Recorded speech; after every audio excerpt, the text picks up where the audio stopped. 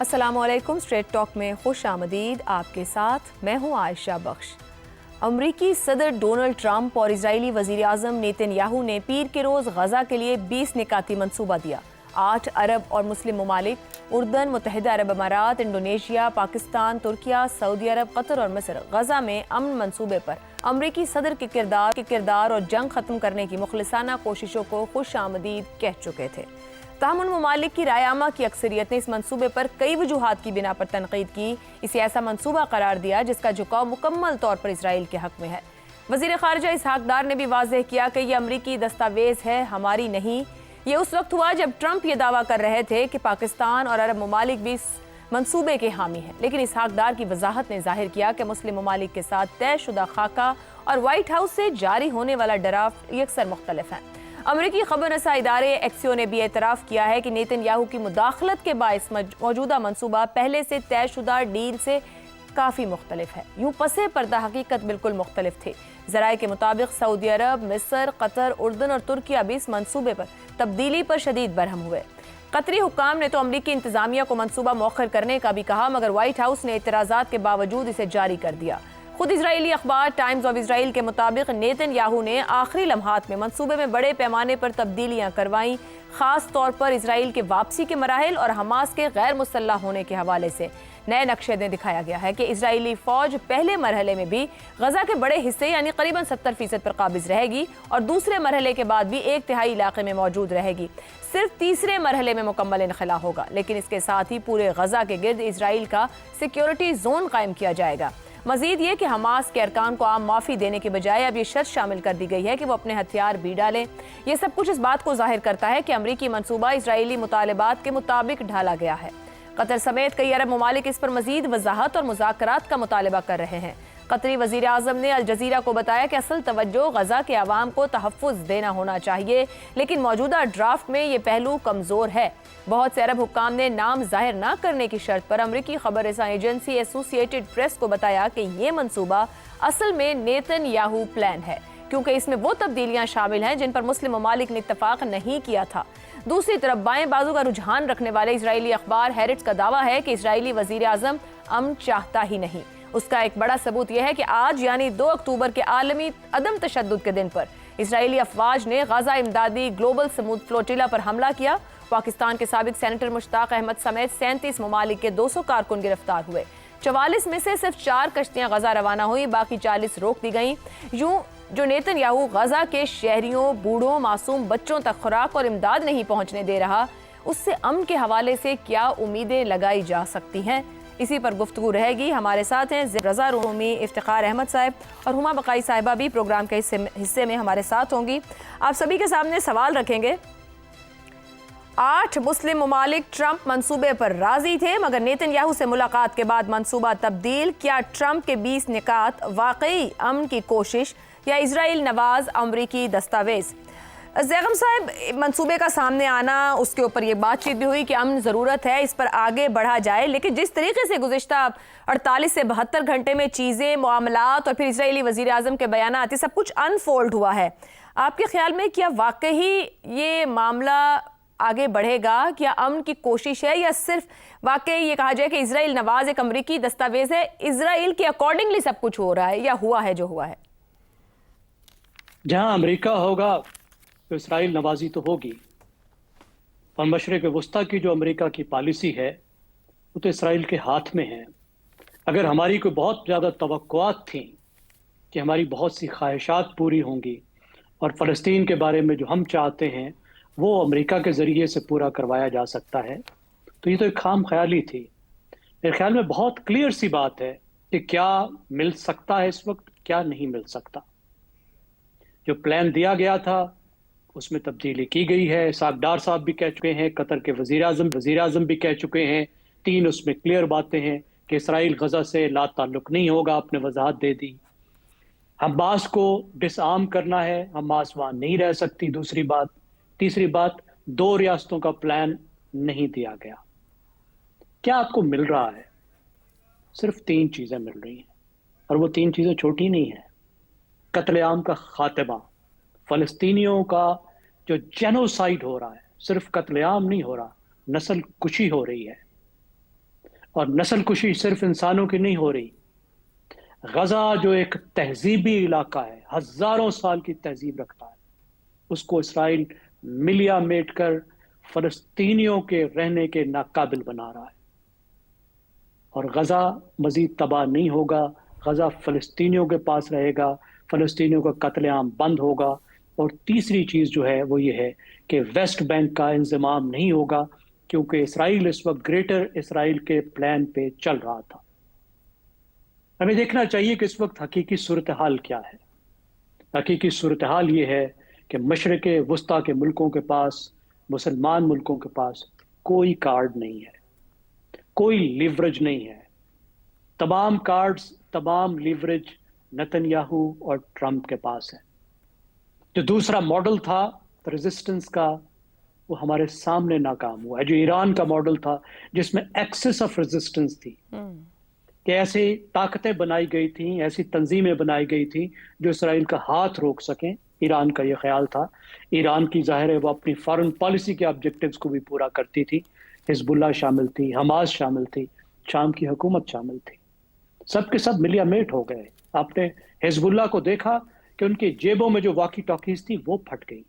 چن چن کے وہ جگہیں جو وہ حزب اللہ سمجھتی تھی ہمارے لیے محفوظ ہیں، وہ غیر محفوظ ہو گئی. حزب اللہ کے لیڈر کو کس طریقے سے ان لیڈروں کو ختم کیا گیا. حماس کے لیڈر کو ایران کے اندر نشانہ بنایا گیا.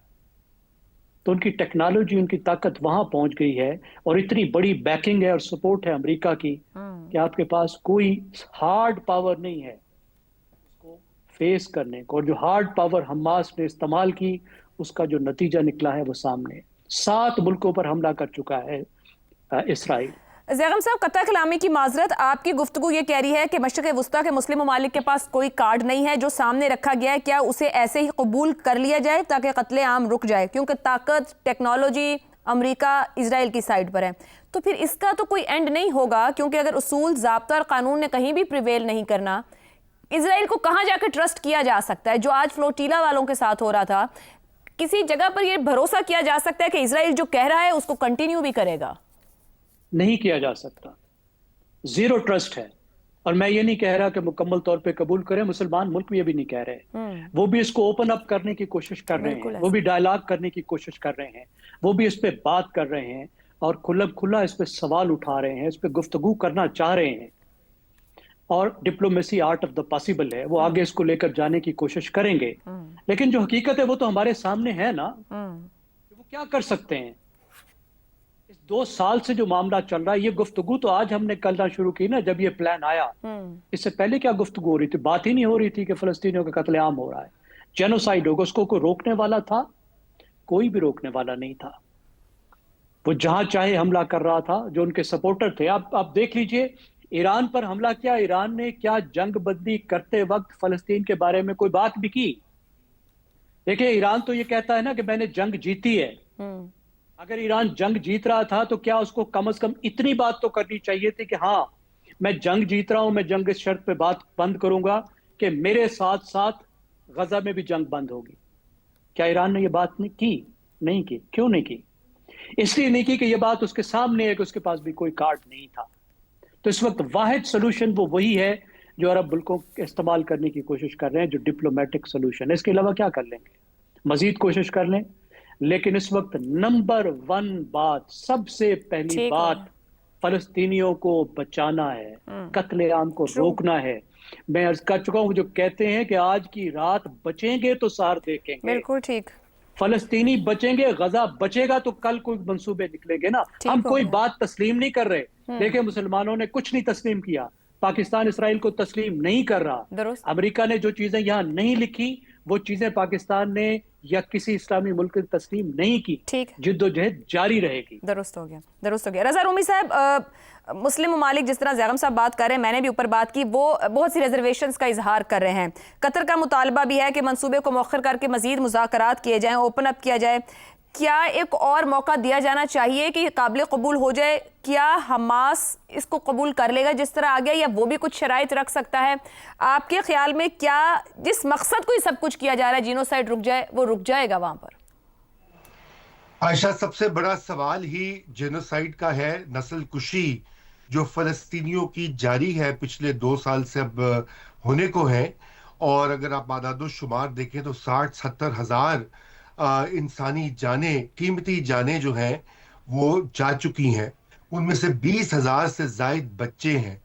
اور یہ سب سے بڑا المیہ اور سب سے بڑی پرائرٹی ہونی چاہیے پاکستان کی بھی اور عالمی برادری کی بھی، اور جو بھی لوگ عالمی قوانین کو لاگو کرنا چاہتے ہیں اس خطے پر.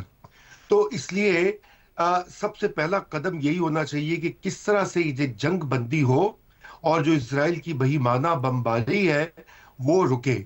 اس پلان میں بہت سے نقائص ہیں، اور یقیناً ان کی طرف اشارہ بھی کیا ہے بہت سے تبصرہ کاروں نے اور بہت سے ممالک نے بھی. لیکن اس کے تحت اگر جنگ بندی ہوتی ہے تو بالکل اس کے اوپر عمل ہونا چاہیے. پہلی تو یہ بات ہے. دوسری بات یہ کہ کیا آپشن ہے اگر سفارت کاری اور یہ اس طرح کے پلان کے اوپر منصوبہ سازی کر کے کوئی امن کی راہ نکالی جائے، تو اس کے علاوہ جنگ تو کوئی آپشن نہیں ہے. کیونکہ عرب ممالک جو ہیں 2 سال سے تو کچھ بھی نہیں کر رہے تھے، بلکہ کوئی بھی نہیں کچھ کر رہا. یورپ بھی کچھ نہیں کر رہا. امریکہ تو بالکل ہتھیار بھی دے رہا ہے اسرائیل کو اس کی پشت پناہی بھی کر رہا ہے آج سے نہیں کئی دہائیوں سے. اور اس کے علاوہ کیا چاہ رہا ہے؟ رہی بات حماس کی، تو مجھے تو یہ سمجھ نہیں آتی کہ حماس کی کیا اہداف حاصل ہوئے ہیں. کیا حماس کا جو اکتوبر 7 2023 کا قدم تھا اس سے فلسطینیوں کی زندگی میں بہتری آئی ہے؟ کیا فلسطین آزاد ہو گیا؟ بلکہ الٹا وہاں ہزاروں لوگ جا چکے ہیں. غزہ جو ہے وہ ایک ربل بن چکا ہے. ہر چیز، ہر بلڈنگ، ہر ہسپتال، ہر سکول وہاں پر ختم ہو چکا ہے. تو اس لیے یہ جو ہمارے یہاں بھی میں دیکھ رہا ہوں کہ یہ ایک غیر ضروری طور پر ایک سمپتھی جو پائی جاتی ہے کہ جی حماس نے یہ کر دیا وہ کر دیا. تو یہی سوال پوچھنے کی ضرورت ہے ان سے بھی کہ آپ کیا چاہتے ہیں؟ کہ مزید بمباری ہوتی رہے اور یہ 20-30 جو جنگی قیدی انہوں نے ہاسٹیجز رکھے ہوئے ہیں اس سے کیا حاصل ہو رہا ہے؟ باقی لوگ کیوں نقصان اٹھا رہے ہیں؟ اس لیے سرے دست جو پرائرٹی ہے وہ یہی ہونی چاہیے. اب آ جاتے ہیں کہ وہ جو امن معاہدہ جو 20 نکات پیش کیے ٹرمپ نے اور یک طرفہ طور پر ان میں تبدیلیاں کی اسرائیل کے کہنے کے اوپر، اس کے اوپر بھی یقیناً جو کوئی فائنل وہ حتمی پوائنٹس تو نہیں ہے، ان کے اوپر بھی نیگوسیشن ہو سکتی ہے. اور وہ نیگوسیشن دو تین ہی کی امور ہیں. ایک تو یہ کہ اسرائیلی فوج جو ہے اس کی لوکیشن کیا ہوگی اور کہاں پر وہ کس حد تک وہ ایریا کو ڈی ملٹرائز کرے گی، چھوڑے گی غزہ میں، تاکہ کوئی اور انٹرنیشنل فورس جو ہے وہاں کا انتظام و انصرام سنبھالے. ایک تو یہ مسئلہ ہے. دوسرا ظاہری بات ہے کہ وہ سب نے یہ کمٹ کیا ہے عرب ممالک نے بھی کہ وہ حماس کا کوئی فیوچر رول نہیں ہونے دیں گے. اب یہ ایک ایسا مسئلہ ہے کہ یہاں پر بھی ایک ڈویژن ہے. جو عرب لیڈرز ہیں، ریاستیں ہیں، وہ تو بالکل حماس کے خلاف ہیں، لیکن عرب عوام جو ہے وہاں پہ حماس کے لیے ہمدردی پائی جاتی ہے. اس لیے یہ بھی انہی کو دیکھنا ہوگا کہ کس طریقے سے وہ حل نکالتے ہیں. پاکستان کا اس میں رول جو ہے وہ اب اہم ہو چکا ہے، لیکن وہ براہ راست رول نہیں ہے. براہ راست تو جو عرب ممالک ہیں وہ جو اس کے پڑوس میں ہیں، یہ سارا ان کے اوپر مسئلہ بنتا ہے. مصر ہو، اردن ہو، سعودی عربیہ ہو، قطر ہو، دیگر ممالک جہاں پر پہلے بھی ہم نے دیکھا، تو وہ یہ ان کا ایک فرض ہے صحیح. کہ وہ اب ایک طریقہ نکالے. ان کے بڑے اچھے تعلقات ہیں امریکہ کے ساتھ، بڑے پرانے، اور اس وقت وہ امریکہ کو بھی باور کروائے کہ فی الفور فلسطینیوں کی زندگیاں جو ہے ان کو بچایا جائے ٹھیک ہو گیا، اور ان کو مزید نقصان نہ پہنچایا جائے. جی درست ہو گیا. افتخار صاحب، جیسے گفتگو ہو رہی ہے، کچھ ممالک نے آواز بھی اٹھائی کہ یہ گفتگو تو نہیں ہوئی تھی، یہ نکات تو اس کے اندر نہیں تھے، یہ نکات اچانک کیسے شامل ہو گئے؟ شکوک و شبہات کا اظہار کرنا شروع کر دیا گیا. حماس نے اب تک اپنا مکمل جواب نہیں دیا. امریکہ نے دھمکی لگا دی کہ اگر آپ سائن نہیں کریں گے تو پھر یہ جنگ نہیں ہے رکنے کی. اب یہ فرمائیے گا، قطر اور ترکی جیسے جو کہ امریکی حلیف مسلمان ممالک بھی ہیں، وہ بھی یہ آواز اٹھا رہے ہیں اس کے اوپر، جو 20 نکات ہیں، کیا یہ ان کا آواز اٹھانا اس منصوبے کو نتیجہ خیز بنائے گا یا یہ بھی منصوبے کو غیر مؤثر ثابت کرنے کا باعث بن سکتے ہیں؟ عائشہ دیکھیں، ہم نے پرسوں جب بات کی اس کے اوپر، کل جب بات کی، آپ نے بھی نکات اٹھائے، ہم نے بھی نکات اٹھائے، اور وقت نے ثابت کیا کہ جو کوتاہیاں اور خامیاں ہم نے اس ڈرافٹ میں دیکھیں وہی دنیا آج کہہ رہی ہے. اور میں سمجھتا ہوں کہ اگر دنیا سنجیدہ ہے اور نسل کشی کے خلاف ہے تو دونوں ڈرافٹ، پہلا ڈرافٹ اور یہ ڈرافٹ، اس کو اقوام متحدہ کے اندر ڈسکس کرنا چاہیے، وہاں پہ پیش کرنا چاہیے تاکہ تمام دنیا اس کے اوپر اپنی رائے دے سکے. دو شخص فیصلہ نہیں کر سکتے دنیا کے بارے میں کہ ایک صدر امریکہ ہو اور ایک Newton who. I don't agree with it, کیونکہ پہلے دن ہی مجھے شک تھا کہ اس میں جو طریقہ کار کا تعین کیا گیا، پہلے تو ٹائم فریم 72 آورز والا، پھر حماس کے بارے میں شرائط، حماس کے آگے ایک لفظ اور بھی لکھا ہوا تھا ایسی اور تحریکیں، اس کے بارے میں بھی کلیئرٹی کوئی نہیں. جو پریزن آف وار ہیں ان کی جو تبادلے کی بات تھی اس میں بھی ایمبیگوٹی تھی. تو اس قسم کی ایمبیگوٹی والا جو مگر افتخار صاحب جب یونائٹڈ نیشنز کی بات کریں تو یونائٹڈ نیشنز 2 سال میں نہ اپنا آپ منوا سکی، نہ اسرائیل کو سمجھا سکی، نہ حماس کے معاملے پر کوئی سٹینڈ، نہ آئی سی جے کچھ کر سکی. عائشہ آئی ایگری ود یو، نہیں منوا سکی، نالائق ہیں، نااہل ہیں. لیکن اب ایک مسئلہ آ گیا نا، ایک کی بات آپ کر رہے ہو، ایک کی بات میں کر رہا ہوں، ایک کی بات دنیا کر رہی ہے، ایک کی بات اپنا صدر امریکہ اور نیتن یاہو کر رہا ہے، یہی دو ہے نا. تو پھر اسی دونوں ڈرافٹ کو زیر بحث لایا جائے، اسی نکات کو 20 کو.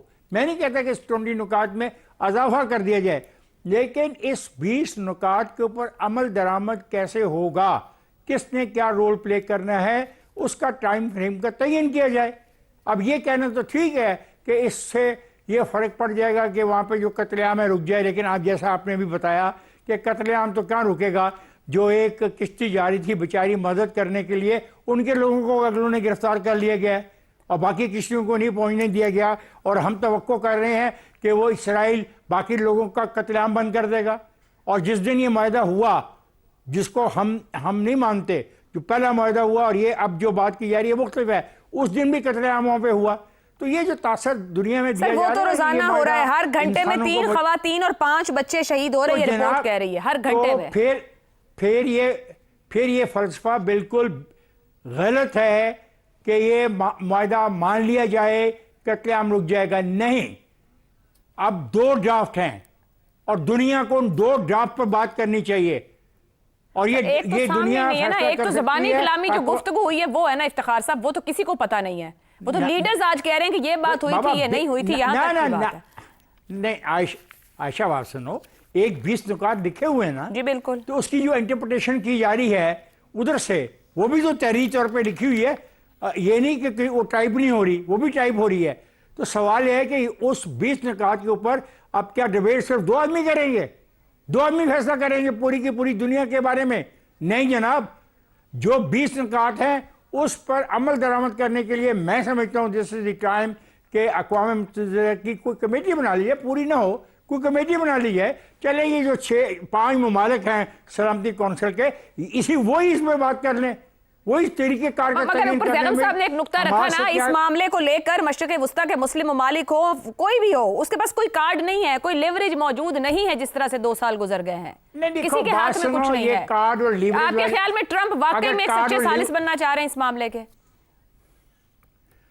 دیکھو میرے دو بات یہ ہے، ہم بے بس ہیں، ہمارے پاس کوئی کارڈ نہیں ہے، ہم اپاہج ہیں، میں مانے لیتا ہوں. میں 20 نکات کی بات کر رہا ہوں جو انہوں نے ڈرافٹ کی ہے، جس سے وہ بھاگ رہے ہیں، جس کی انٹرپریٹیشن وہ اپنی مرضی کی کر رہے ہیں. میں اس انٹرپریٹیشن کے خلاف ہوں. میں کہتا ہوں کہ وہی ڈرافٹ وہ 5 جو ہیں سلامتی کونسل کے اراکین، ان کے آگے رکھ لیا جائے، ان کی انٹرپریٹیشن مان لی جائے. یہ 2 افراد کی انٹرپریٹیشن میں ماننے کو تیار نہیں ہوں، اور نہ ہی اس سے قتل عام رکے گا اور نہ ہی سے نسل کشی رکے گی. یہ لکھ لیں آج آپ کاغذ پہ. زینب صاحب مختصراً کہیے گا کہ کیا واقعی یو این تک معاملہ جانا چاہیے، یا آپ سمجھتے ہیں کہ ٹرمپ ایک ثالث کا کردار ادا کرنا چاہ رہے ہیں، نیتن یاہو کے وکیل کا نہیں کرنا چاہ رہے ہیں؟ انہوں نے حل کر دیا ہے. اگر آپ اتنا ٹائم گزارنا چاہتے ہیں کہ اسرائیل اپنے مقاصد حاصل کر لے، نیتن یاہو کا جو انیشل پلان تھا کہ یہ مکمل نسل کشی کر کے میں تاؤ بالا کر دوں اس پورے علاقے کو، رہنے کے قابل نہ چھوڑوں، تو وہ حاصل کر لے گا. ایک ایک دن قیمتی ہے. آپ نے گنوایا ہے کس طریقے سے قتل عام ہو رہا ہے.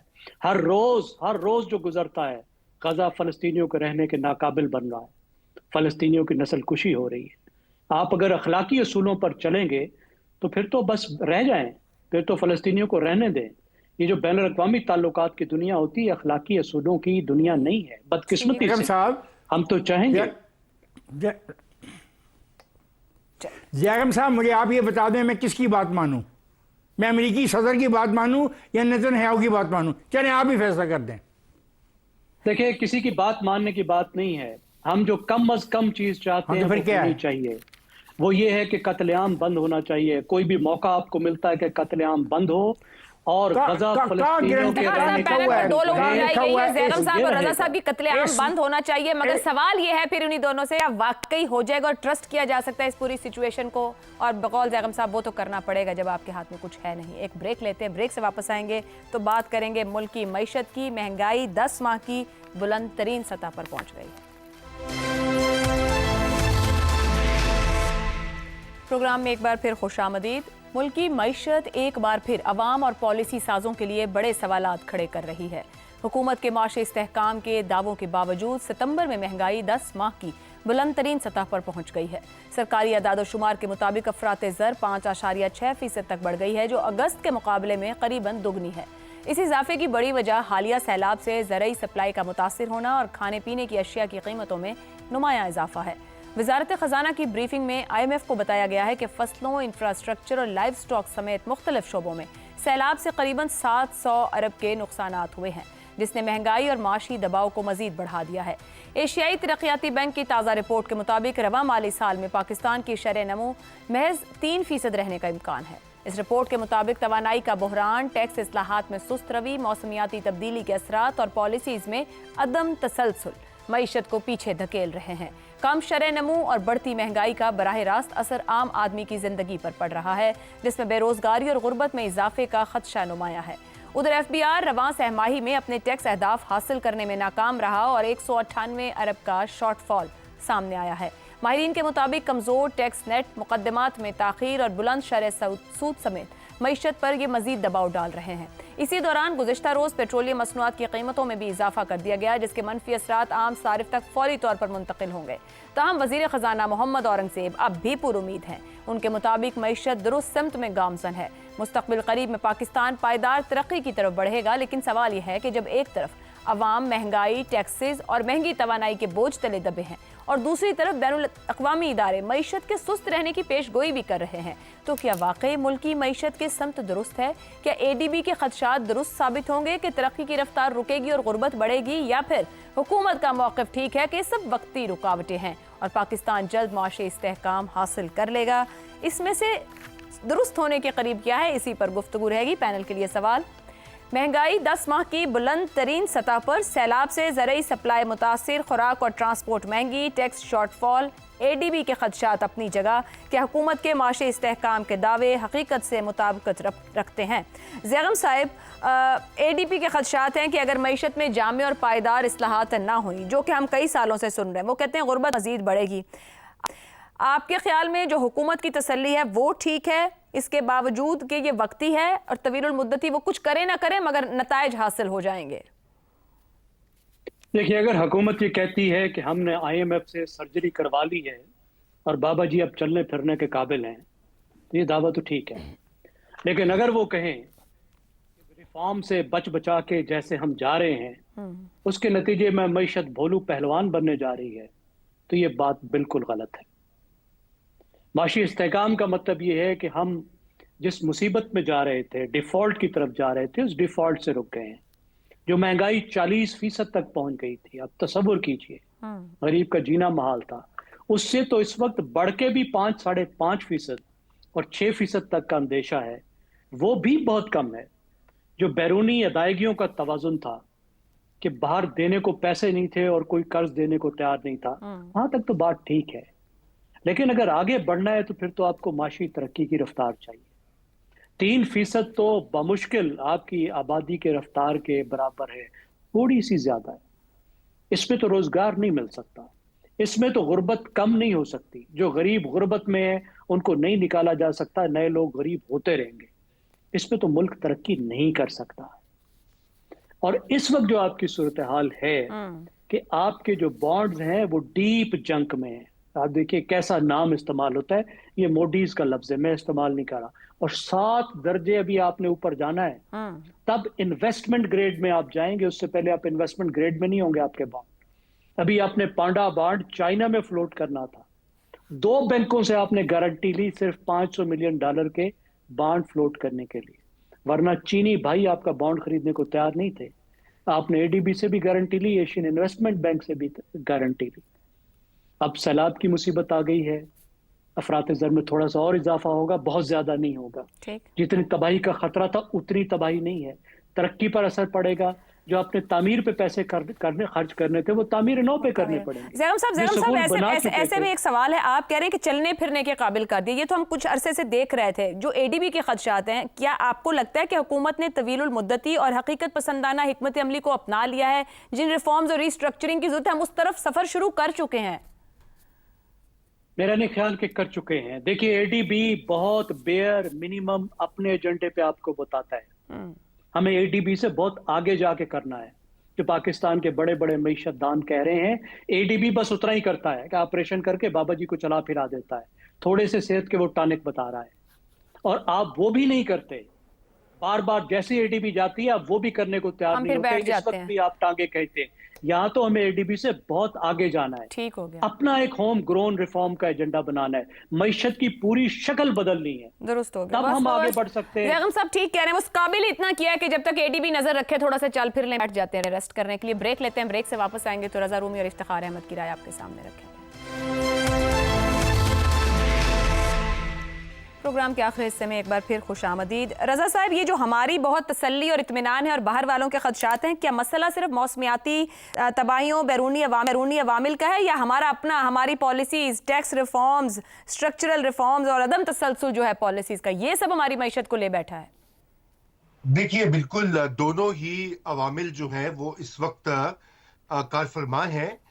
जो तो सैलाबी सूरत हाल है, यकीनन उसका असर पड़ा है, और अभी तो मजीद हम देखेंगे आने वाले जो महीने हैं उसमें शायद और तंगी होगी किसानों के लिए और जो कंज्यूमर्स हैं, क्योंकि सप्लाई जो है बहुत सी अजनास की, सब्जियों की, दीगर ज़रई जो पैदावार है उसका असर होगा आवाम के ऊपर, वो तो आने वाले महीनों में दिखाई देगा। लेकिन ये एक वक्ती मामला है, क्योंकि जो देर पा मसाइल है पाकिस्तान की मईशत के वो तो अभी भी उसी तरह लाक है, और ये जो इस्लाहात की बात की जाती है ये बार बार इनका जिक्र होता है कि प्राइवेटाइजेशन की जाए और जो खर्चे हैं हुकूमत के वो कम किए जाएं, बजट का खजाना ठीक किया जाए। इसके ऊपर बहुत सी तकरीबन हर हुकूमत जो है और हर इंटरनेशनल एजेंसी जो है वो यही बातें करती है। आप उठा लीजिए आज से 10 साल पहले की रिपोर्ट, 5 साल पहले की रिपोर्ट, 1 साल पहले की, तकरीबन मिलती जुलती आपको तदबीरें जो हैं वो दिखाई देंगी। अब सवाल ये पैदा होता है कि उन पर अमल क्यों नहीं होता। अमल इसलिए नहीं होता कि पाकिस्तान में जो मईशत की हवाले से पॉलिसी साजी है वो बहुत ही कम लोगों के हाथ में है, और उसमें अक्सर औकात अवाम की जो बहबूद है उसको मद्देनजर नहीं रखा जाता। अवाम के लिए एक मुख्तस कर दिया जाता है कि जी ये बेनज़ीर इनकम सपोर्ट प्रोग्राम है, ये इतने मंसूबे हैं, इतने प्रोजेक्ट्स हैं, डेवलपमेंट प्रोग्राम है। उसमें भी हालिया सालों में कमी आई है क्योंकि जो पाकिस्तान में माशी बेल्ट टाइटनिंग हुई है उसकी वजह से। तो असल जो इशू है पाकिस्तान में वो शरह तरक्की का है कि पाकिस्तान में सरमायाकारी नहीं, जो मकामी सरमायाकारी भी नहीं हो रही, और बैरून मुल्क सरमायाकारी जिसके बारे में बहुत दावे भी किए इस गवर्नमेंट ने और पिछली गवर्नमेंट ने भी, वो भी नहीं आ रही। और जब तक सरमायाकारी नहीं आती उस वक्त तक शरह तरक्की नहीं बनती, जीडीपी ऊपर नहीं जाता, नौकरियां नहीं जनरेट होती। पाकिस्तान का सबसे बड़ा मसला इस वक्त नौकरियों का है। ये बार बार मैं कहता हूं कि आपको 20 से 30 लाख नौकरियां हर साल चाहिए जो आने वाली यूथ है लेबर मार्केट में।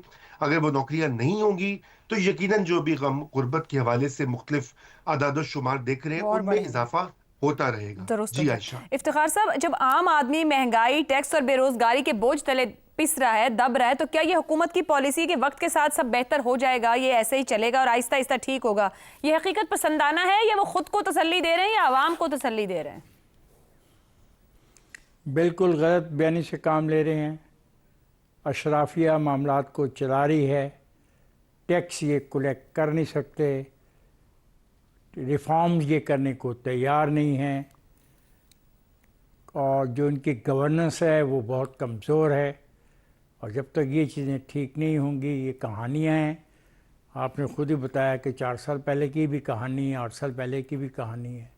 ठीक है, सैलाब ने नुकसान पहुँचाया, सब्जियाँ महंगी होंगी, कुछ फल भी महंगे होंगे, शायद हमें चावल की जो फसल है उसमें काफ़ी नुकसान हो और चावल की कीमत बढ़े, ये ठीक है।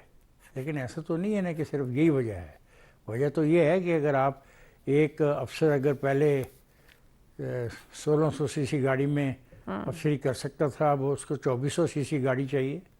हाँ, तो ये है, एक अगर चीफ सेक्रेटरी लाहौर में बैठ के पूरे वेस्ट पाकिस्तान को चला सकता था, तो अब हमें वैसे 4 चीफ सेक्रेटरी चाहिए।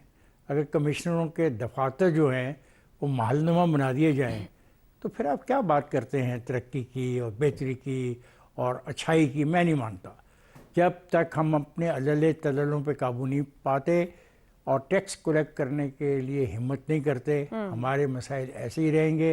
ये बेहतर नहीं हो सकते, ये ख़राब तो हो सकते हैं। और याद रखें, ये ज़रई मुल्क है, और इसमें जो सीड है, जो फर्टिलाइज़र है और जो पेस्टिसाइड है, ये तीनों चीज़ों पर मोनोपली है कुछ मालकान की, कुछ तंजीमों की। इसको भी दुरुस्त करे बगैर आप आगे नहीं जा सकते। तो ठीक है, प्यारी प्यारी बातें जितनी मर्जी कर लें आप, ठीक हो गया। कोई बात। औरंगजेब का क्या, औरंगजेब साहब कल चले जाएंगे। औरंगजेब साहब इज़ नॉट रिस्पॉन्सिबल। वो कोई उनकी कोई कमिटमेंट तो नहीं है ज़िंदगी में कोई ऐसी जिसको पूरी करके मैं बैठेंगे। कमिटमेंट तो है इन लोगों की जो पार्लियामेंट में बैठे हैं, सेनेट में बैठे हैं, सूबाई असेंबली में बैठे हैं। ठीक हो गया, ठीक हो गया। तो होता है, ये कर सकते हैं। मैं इफ्तिखार साहब, आज के प्रोग्राम से इतना ही। आपकी गुफ्तगू के साथ इसको कंक्लूड करते, कलेक्ट नहीं कर पा रहे, रिफॉर्म्स और रीस्ट्रक्चर कर नहीं पा रहे, गवर्नेंस बेहतर नहीं कर पा रहे, और कहते हैं कि वक्त के साथ सब ठीक हो जाएगा। आप और हम मिलकर सोचते हैं कि आखिर ये सब कैसे वक्त के साथ ठीक हो जाएगा बिना एफर्ट किए। प्रोग्राम से इतना ही, इजाज़त दीजिए, अल्लाह हाफ़िज़।